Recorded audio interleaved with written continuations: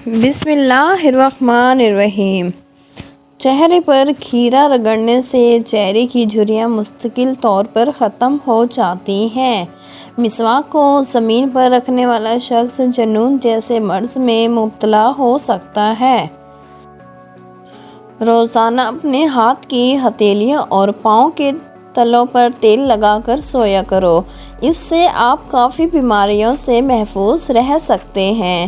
بہت سارے لوگ یہ نہیں جانتے کہ مچھروں کے گردے ہوتے ہیں اور جب وہ آپ کا خون چوستے ہیں تو بیک وقت آپ پر پیشاب کرتے ہیں۔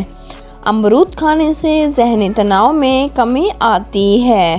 ماہواری کے دوران عورتوں کو ٹھنڈا پانی بالکل استعمال نہیں کرنا چاہیے، اس سے درد میں اضافہ ہو سکتا ہے۔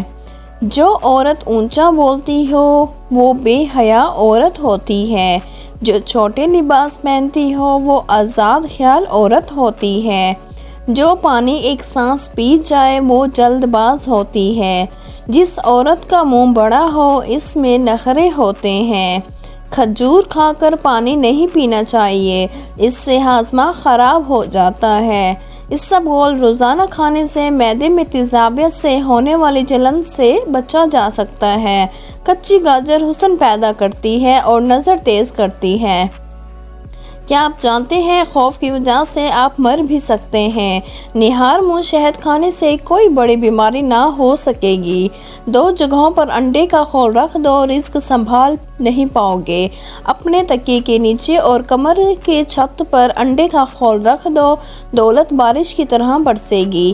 مرد کے جسم کو طاقت اور قوت دینے والی 3 سستی اور عام سبزیاں: نمبر 1 پالک، نمبر 2 ادرک، نمبر 3 شلجم۔ حکیم لقمان نے فرمایا، اگر تم اپنی جوانی کو برقرار رکھنا چاہتے ہو تو صبح آنکھ کھلتے ہی نیم گرم پانی میں کھجور کا دانہ بھگو کر منہ میں ڈال لیا کرو۔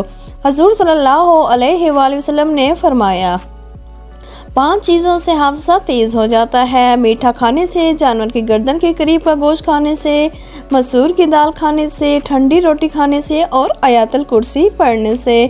شکریہ۔ اگر